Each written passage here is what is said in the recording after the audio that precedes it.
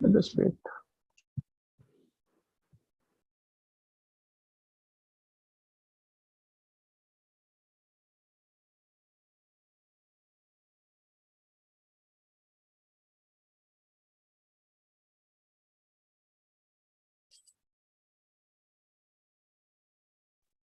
Yeah, host, can you make Sahil and Satvik? Okay. Yeah, can you check Sahil Satvik? Yes, sir.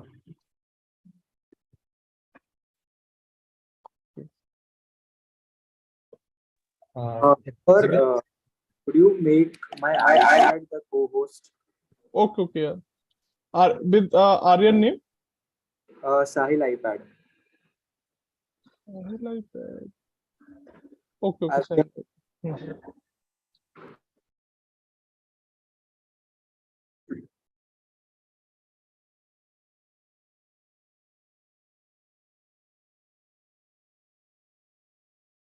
Yes, sir. Can we start? Yes, Satvik, you can start. Okay, so this is the week 9 programming assignment question. So what we are given here is that there is a race with n competitors and m checkpoints, right? And each racer basically can reach any of the m checkpoints, but after racer reaches a particular checkpoint, that checkpoint gets closed. This means that no other racer can go to that checkpoint. And the race ends when k racers finish the race, right? And each racer travels at a constant speed throughout the race, and which might be different for different races, right? Now, given the coordinates of the n racers and m checkpoints, the speed of an individual racer, find the minimum time needed to end the race. So the race ends when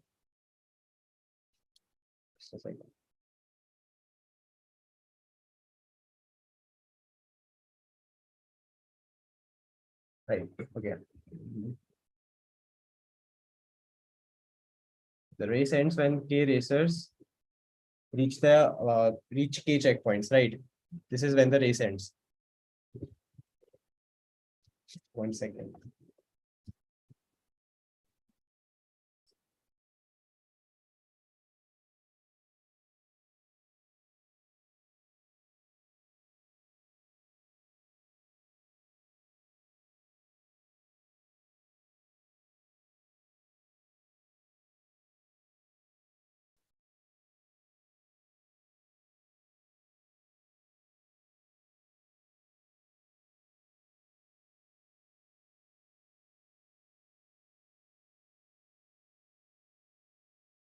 Okay. So the race ends when k racers reach to k checkpoints. Okay. And you have been given that the time required to reach from a particular checkpoint p comma q to x comma y is given as this formula, right? Now, all right. So what would be the approach to this question? Like, let's say, first of all, let's try. There's nothing in your music library. Second. So now we have been given this time constraint. I'm going to try to remove second.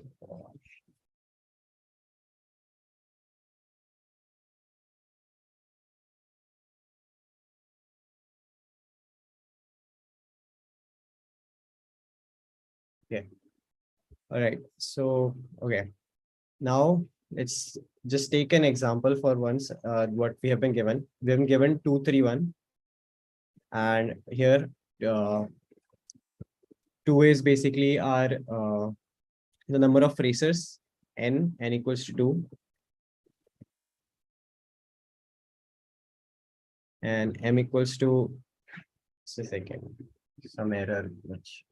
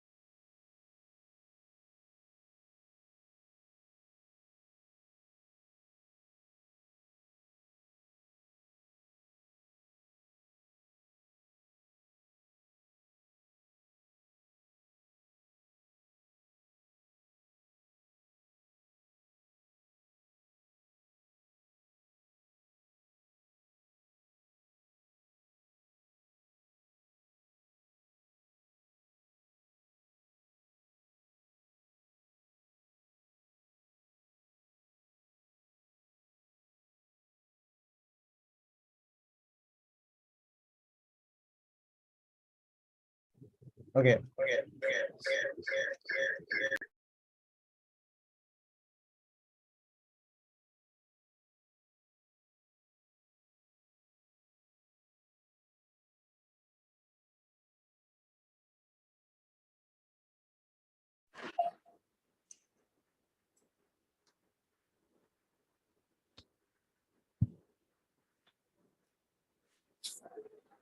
All right. So we had been given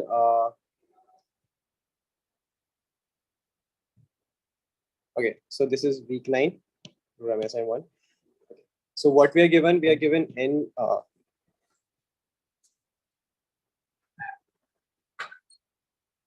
we've been given n racers and m checkpoints, right? Ri and m checkpoints. Okay.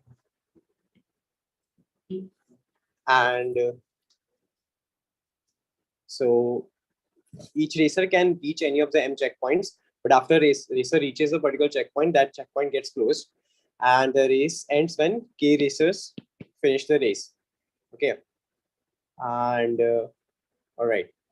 Now let's look at the example input. We had been given something like 2, 3, 1, right? Where n was 2, m is 3, and k is equal to 1. We had been given 0, 1, the coordinates of n racers, 2 racers, 0, 1 and 0, 0. And the coordinates of the m checkpoints, that is 3 checkpoints, 0, 10. This is and 27, 29 and 458, 9651, right? And k equals to, basically k equals to 1, that is given, right? This means at least one racer has to finish the race, has to reach a particular checkpoint to finish the race. And we had been given finally the speeds of the racers. So the speed of this racer is 5 and this is 3, right?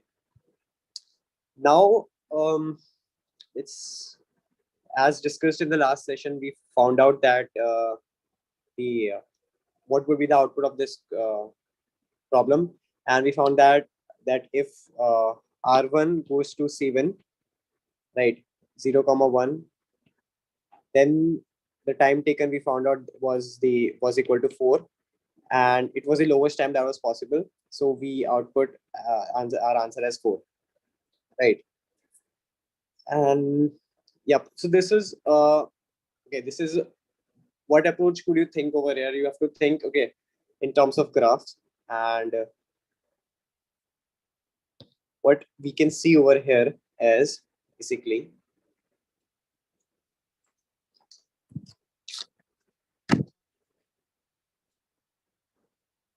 let's okay, let's consider, if you know something about bipartite graphs. What are bipartite graphs, right?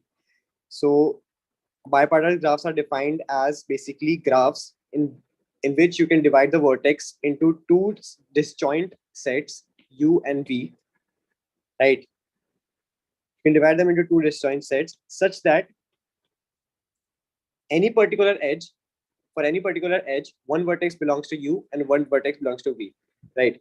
So it is something like this. This is bipartite graphs, right? You can divide them into u and v sets, right? There is no internal edge between the set u and between set v, right? These are bipartite graphs. So this is what we can try to come up with a solution with this. Basically, we can have all the racers over here. Let's consider R1, R2, R3. And we have checkpoint C1, C2, C3, and C4. Okay. Now we want, okay, how do we make edges between that? So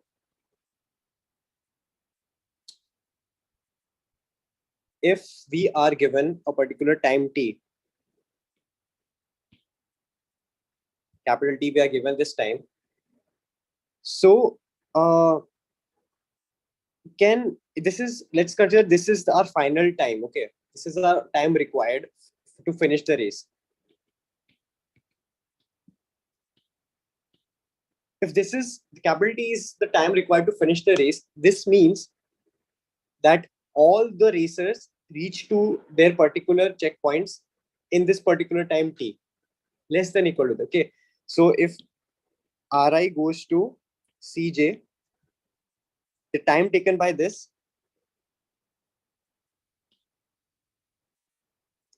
the time taken by Ri to go to Cj should be less than equal to T, right?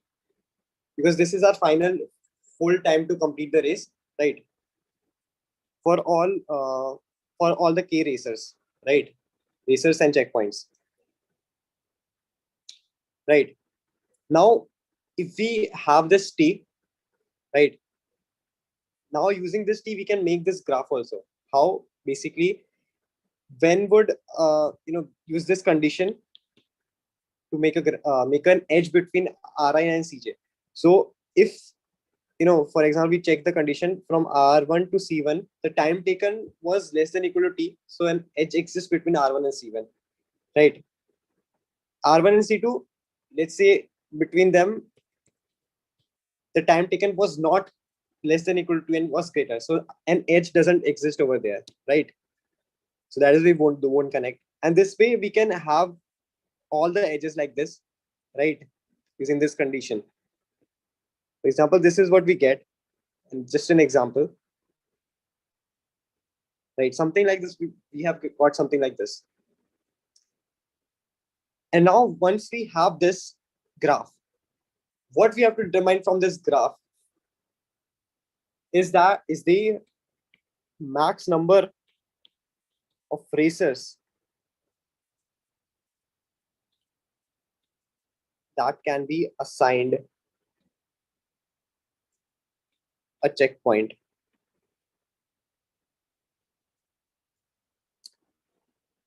And if you look closely, what is this? This is an algorithm, and we have an algorithm for this. An algorithm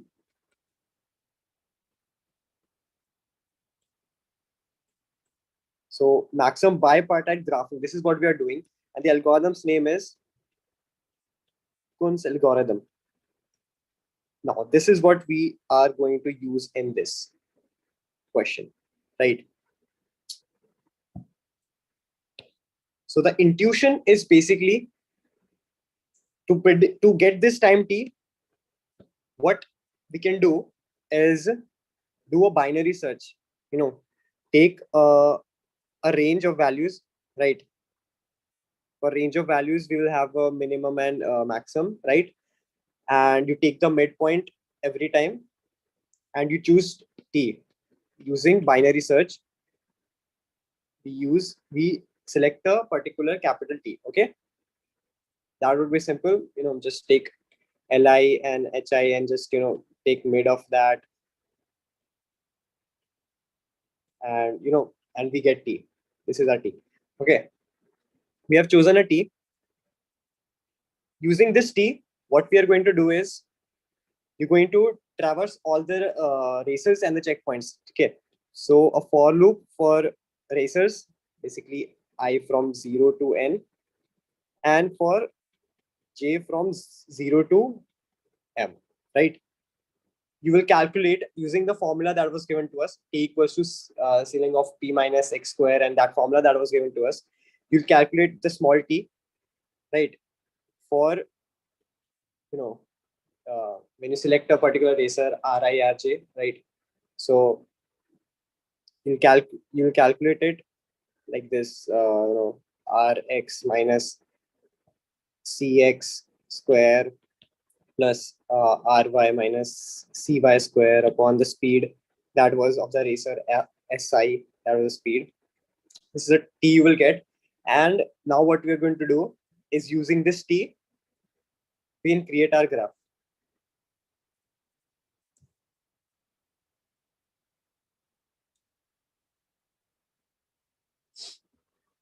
Right. So what we are going to do is basically, if G is our graph that we are trying to create, we'll just check if our if T was less than equal to this capital T, that is the midpoint, then we'll just push in GI, we can push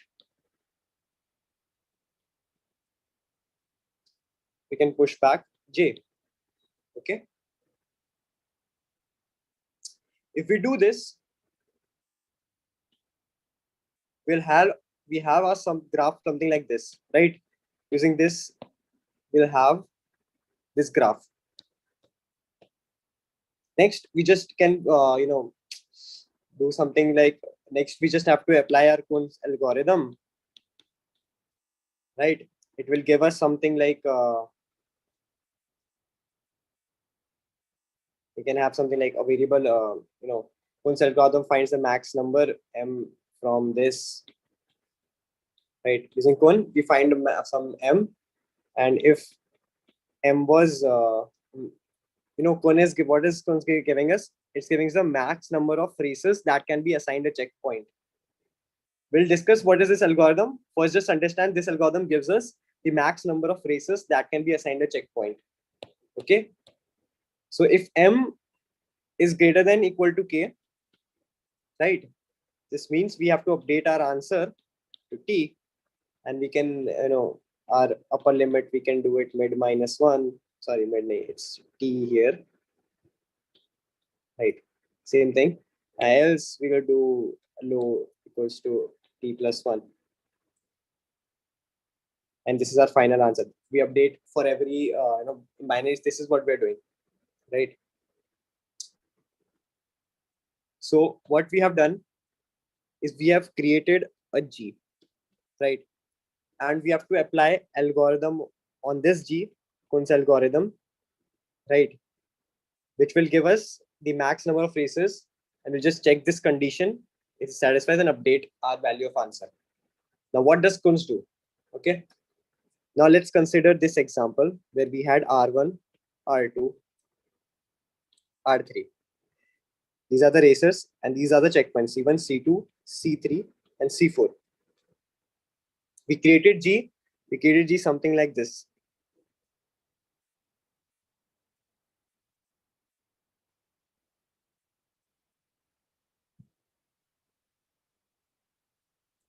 We created G something like this. Now what does Kuhn's do? Is basically first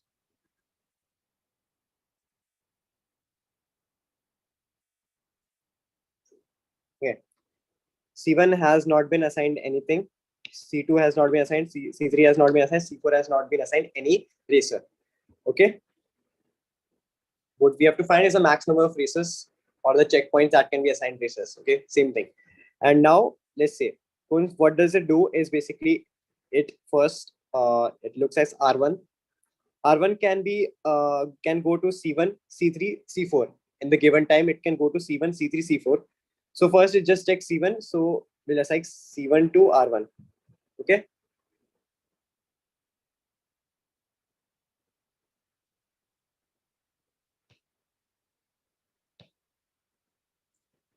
We'll assign C1 to R1. Okay, so R1 goes to C1. Now let's come to R2.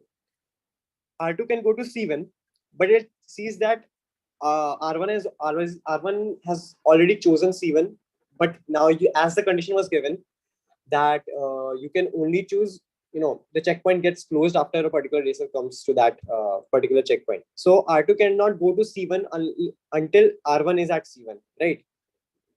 So what we can do is, let's do something. Let's assign C1 to R2 and change the assignment of R1. So we'll assign C1 to R2, and R1 can now, let's check, R1 can go to C3 now. So let's assign C3 to R1. Okay. Now R3 sees that it can go to C1, but R2 is already there. Okay. So what it should do is reassign R2. So first assign R3 and reassign R2. Let's check where we can assign R2. We can assign it to C1, but C1 already has, we cannot assign there. We can assign to C3, right? We can assign it to C3, but R1 was already there. So we have to change R1 assignment, right? So now we'll check R1 can go to C1, but already we have assigned R3 over there. C3 we have assigned R2, and so R1 can go to C4. So R3 is done now, and this is what the Kunz algorithm is. This is how we are assigning all the racers to the checkpoints or checkpoints to the racers. And this is the final assignment that we get. R3 to C1, R2 to C3, and R1 to C4.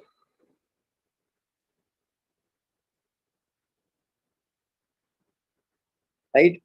Let's take one more example to get some clarity. We have R1, R2, R3, and R4. C1, C2, C3, C4, C5. Let's just take C1, C3, R2 to C2, C3, R3 to go to C1, C2, and R4 can go to C4.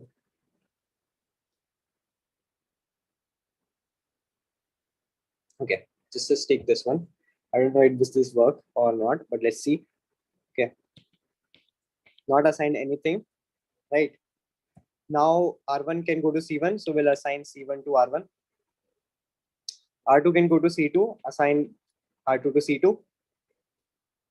Now see, R3 can go to C1, but R1 is already there, so we need to change the assignment of R1. So assign R3 over there, and let's check for R1. R1 it can go to C3, right? So assign R1 over here. R3 is done. Finally, R4 can go to C4. Okay, this got easy, but let's see. R1 was over. Okay, R4 was going to C2. It's not C2. It's going to C1 and R. If this was the case, now R4 can go to C3, but C3 was R1. So we'll assign R4 here. Reassign R1. R1 can be reassigned to C1, C3, C5, but C1 already assigned, C3 already assigned. Now C5 is not assigned. So R1 can go to C5. So I'll assign it over here. So I hope now the algorithm makes a lot sense, right? This is what we are doing in the algorithm. We're also doing one thing. What we're doing is, here what we were doing is, for each we are checking, right, C1, C3, C4 assigned or not. So for that we'll have something like a visited array, right? So whenever a particular racer is assigned to a checkpoint, we can change it to 1, the visited array. So the algorithm, let's again relook at it, what it will do with the visited one. R1, R2, R3, C1, C2, C3, C4.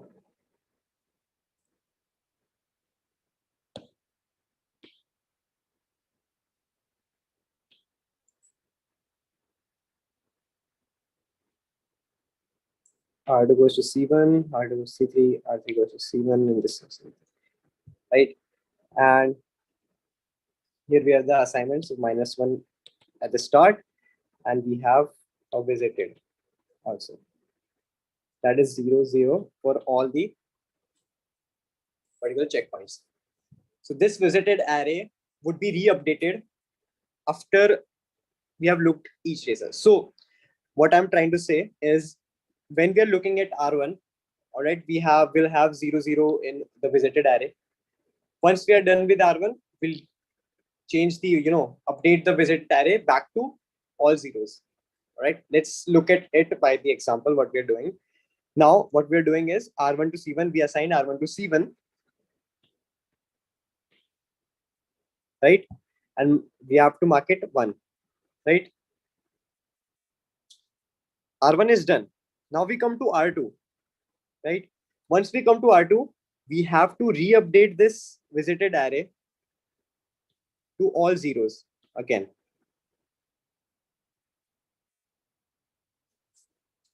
Just a second.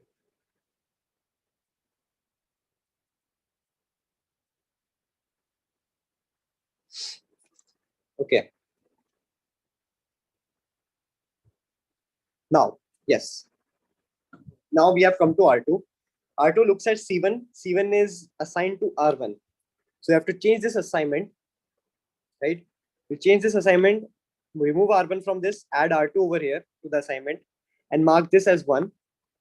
Now, because we have removed the R1, now we have to assign it to a new checkpoint. So we'll look where we have to assign it. We check at C1, but C1 is already, marked visited as 1. So we'll not assign. So this is the use of the visited array that we're using. Marked 1, so we're not assigned it over there. R1 can go to C3. Nothing, it's already 0 over there. So we'll assign, mark it 1, assign R1 over here. Mark the visited array 1 at that particular checkpoint, right? So this is why we are using this visited array to check if a particular checkpoint is assigned or not, right? Now R2 is done. Once the particular race is done, we'll start with a new visited array with all zeros. Look at R3, already occupied by R2. So we have to remove R2 and add R3 and make this 1. Right. Now we have to reassign R2. R2 can go to C1. Right. R2 can go to C1 and it can go to, but already occupied R3. It can go to C3 now. Right. And it's marked 0 over there. So we can assign it over there. R2. Remove R1 and R2. Mark it 1. Now we have to reassign R1 also. Right. So for R1, we have to check C1, C3, C4. Already marked 1, already marked 1. This is not marked 1. So this is where we'll change 1 and assign R1 over there. So this is our visitor box. And if you see, this is what we are doing is something like a recursion over here, right? To reassign the,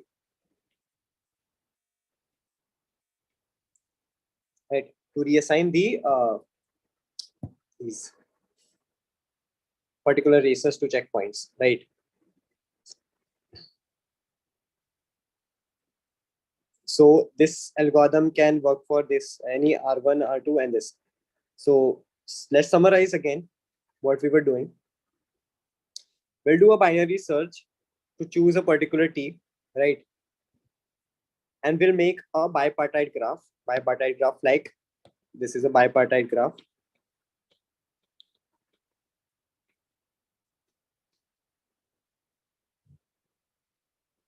And how we are making this bipartite graph? Basically, just for every racer to every checkpoint, right? We have to check. We'll find the time required, and if time required was less than equal to the binary, we have the binary searched capital T. We'll push that particular, make that a particular edge, right? Following this condition that we had defined. Then we'll apply Kunz algorithm over here, which will give us the max number of races that can be assigned a particular checkpoint, right? So we'll have the max number of races over here that you in the particular bipartite graph, right? From that, we can find out the max number of races that can be assigned checkpoints. And now check this condition if it was greater than or equal to K, because this is the amount that we need to finish the race, right? And if we can assign more number of races than that, this means that this can exist as an answer. This capital T can exist as an answer. So we'll put this answer equals to T and update our upper bound to T minus 1. Else we'll update our lower bound to T plus 1. This is nothing as mid plus 1, right?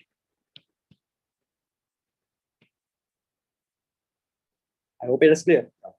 Okay.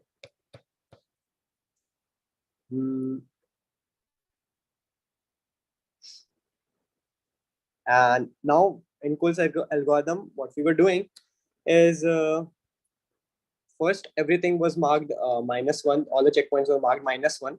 That is not assigned any racer yet. Okay. Then we have to loop through. So Kunz algorithm, we can write a pseudo code over here. What is Kun doing? Basically, we'll, this is the max, that is races that can be assigned. And firstly, initialize our checkpoints to all checkpoints to -1, right? We'll have this array of -1, right? And now we'll loop through all the racers, that is from I equals 0 to n racers. And for each racer, we were making a new visited array, right? So we'll define a visited array over here, right? For all the checkpoints of m size. This is of m size, and this was also of m size, right? And now we check a condition, right? Check if we can assign this racer to any, if this racer can be assigned. We have to check if this racer can be assigned any checkpoint or not, right? If it can be assigned, we'll add it to our max number, right? Else not. And finally, this is the algorithm, and return, we have to return max. This is our Kunz algorithm, what it's doing. Now, what is this here check function doing? So this check function is a bool type function, right? It's just checking particular condition. What condition is it checking? It's taking an input as an I, okay. And now what it's doing is for each edge that is possible between a racer and that, so basically from J0 to some GI dot size, right? And we check if that was not visited earlier, right? As we are checking here, when we look at the new racer, we have to check if it was not visited, right? So we have to check if visited of J is equal to 0, not visited yet, right? Mark it visited, and then check, you have to check if we can assign it to that, right? So what it checks is if checkpoints J is -1, right? Either it is not assigned to any racer, right? If it is not assigned, assign it to that racer, right? And then return true. Also, if it is assigned to some racer, but it is possible to reassign it somewhere, right? If we can again check if we can reassign that racer. At that checkpoint, we have assigned some racer, right? Let's check if we can reassign it to somewhere else. Checkpoints J. We'll check this. If it is true, then we can also assign that and then return true. Else, if nothing is this, whole for loop doesn't return true, at the end we return false. That racer cannot be assigned anywhere else. So this is our check function. Pseudocode for that. Now, I hope the algorithm is clear. We can go to look at the code.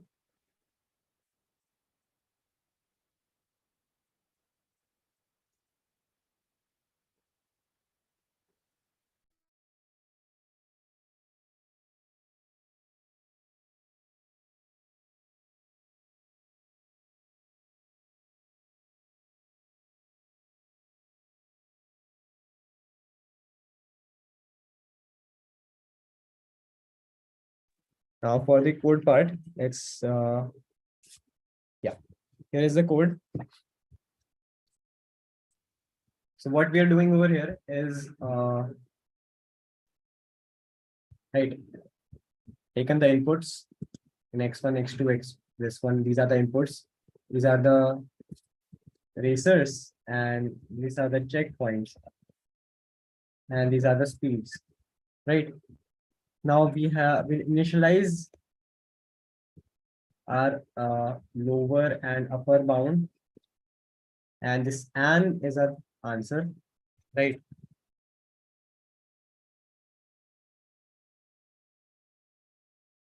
This is our final answer. Okay. Now we'll do binary search from here.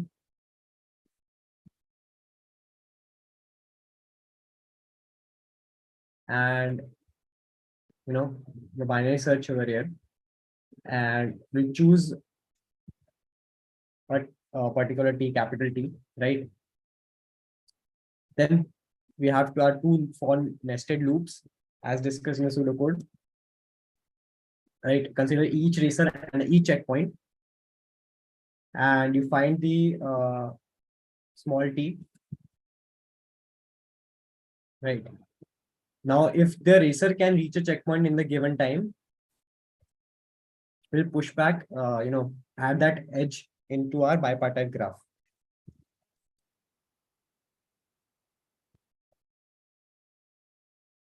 We have defined our bipartite graph over here, just so that it's globally accessible. We have defined it outside the main function, right? Now, we'll find the max number of racers that can be assigned checkpoints using the Kunz algorithm. Right. Now we'll check if race can be finished. Can be finished means if k racers can complete the, reach, if racers can reach k checkpoints, right? Update the answer because we have to find the minimum, right? So we'll update the answer.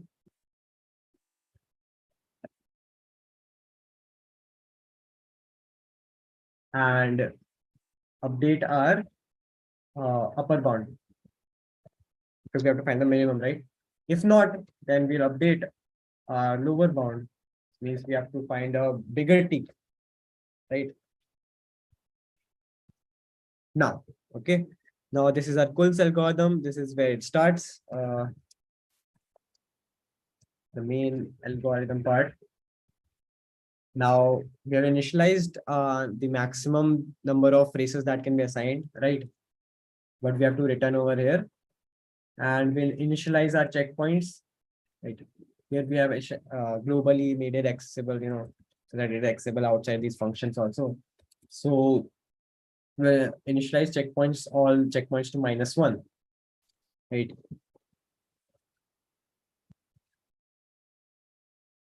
All checkpoints not assigned any racer. Okay. Now loop through every racer, right? Make a visited array and initialize it to all 0. And this is the condition that we're checking. Check if racer can be assigned a checkpoint, right? Yes, then update. Okay. And now how do we check? This is a solve function.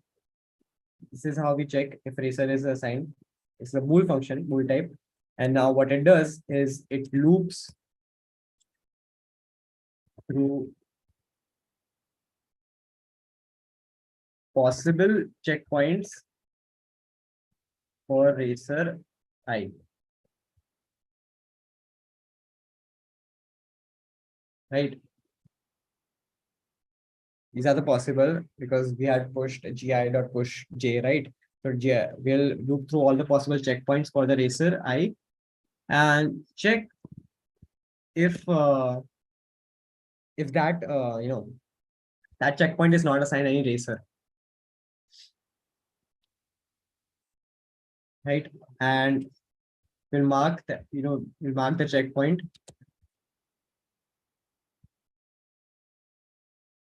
Because initially none had been assigned, right? So mark the checkpoint. And now let's check. This is the first condition. If not assigned any racer before. From the checkpoints, we can find if we had not assigned any racer before, right? Or the second condition was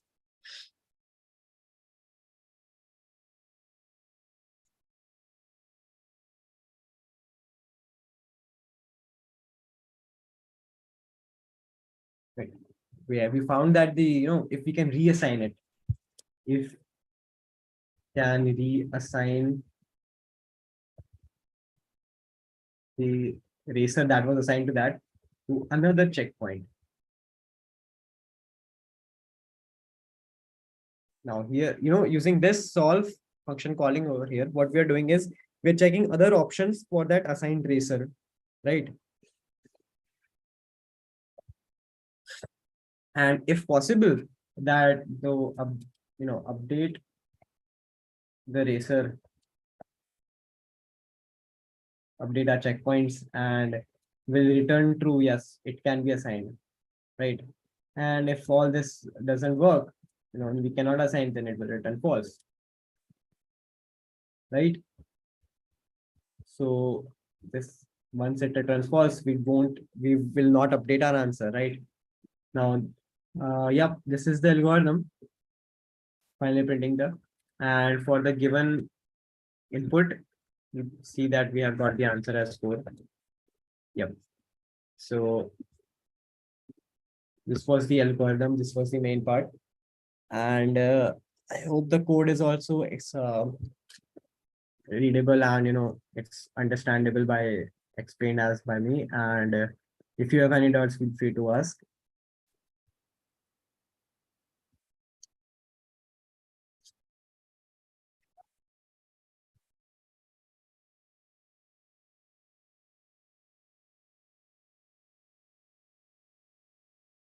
So just to summarize what algorithm we use, Cohn's algorithm over here. We are doing maximum bipartite graphing, right? And yes, so you can look it up, also know more about it. Now let's understand, let's look at I'll also explain the week 10 programming assignment question 2.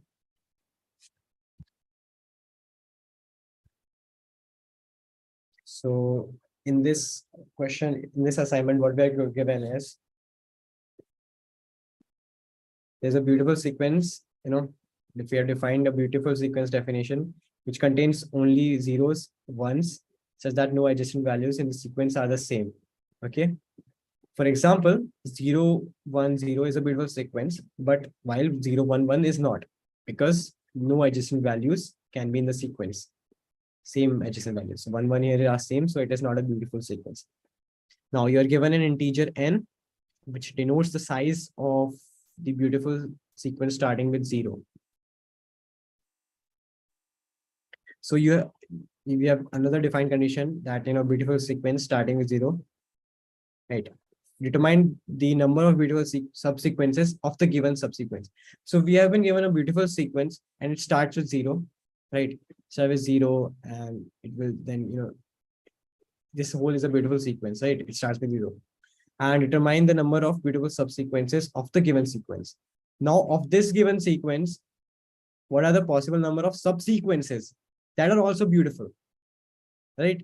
So a subsequence is a sequence that can be derived from the given sequence by deleting 0 or more elements without changing the order of the remaining elements, right? So 0, 1, 0, 1, 0. Mostly our subsequent sequence would be of this form because it starts with 0 and nothing can be same. So it will come in alternate only. So if this was the given, what subsequences can we choose that are also beautiful? You can choose 0, 1, 0, 0, 1, 0, 1, 0, 1. It can also be chosen, right? We can also choose 1, 0 over here because we have to it doesn't necessarily start with 0, right? So let's see.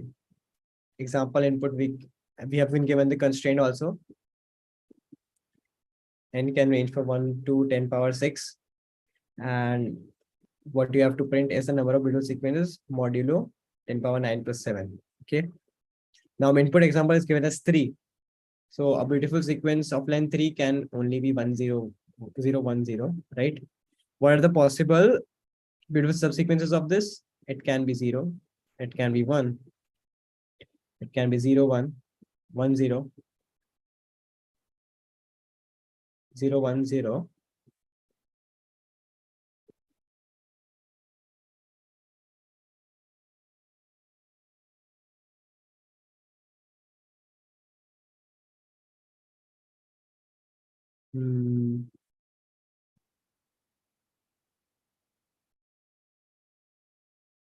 Just a sec.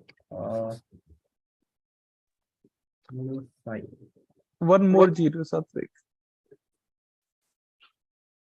Where? Yeah, 101 will be also right. no, one more zero because zero are exist at Yeah. two places. Yeah. Okay, yeah, right. So this 0 and this again 0 is over here. So basically, this subsequence, if we take this 0, the first 0, this will be a different subsequence, and if we take this 0, this would be a different subsequence.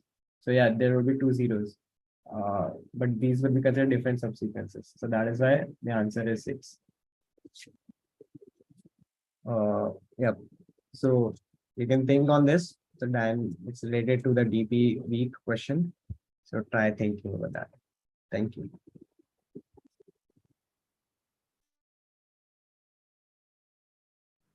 I will just join to my iPad. Give me a minute.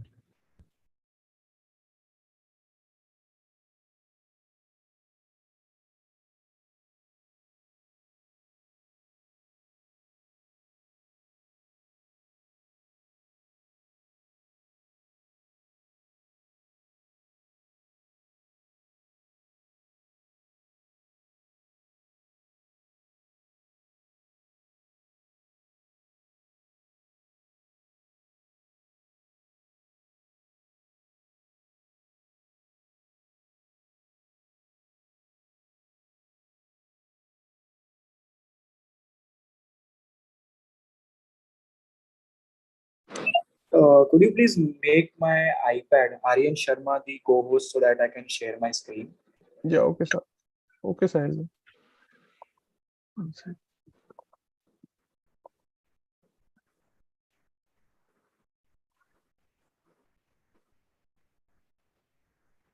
Yeah, I have created.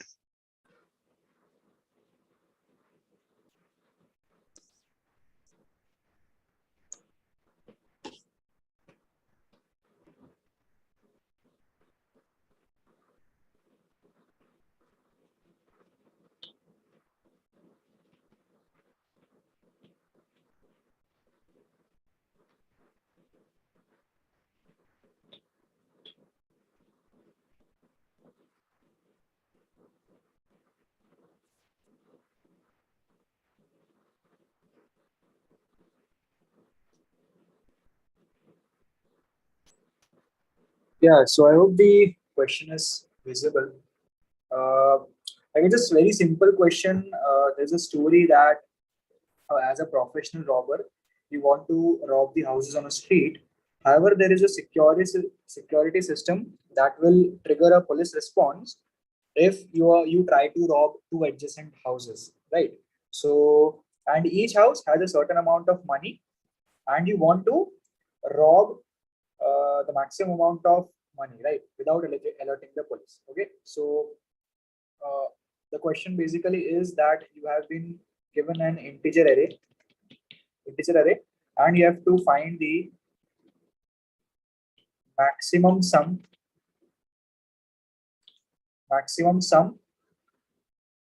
by picking elements which are non-adjacent, right? So basically this is the question. Now to understand the input, the first line is t, which is the number of test cases, and each test case will have an integer n, which is the size of the array, and the next line will contain n integers denoting the elements of the array. Okay, so yeah, this is all about how we take the input. Now talking about the constraints, because whenever you are solving a CP problem, looking at the constraints is very important. Looking at constraints is very important. So again, assuming that the time limit set is 1 second, and as I've said again and again, that if the time limit is set as 1 second, then the maximum number of operations you can do is 10 power 8. So whatever your time complexity is,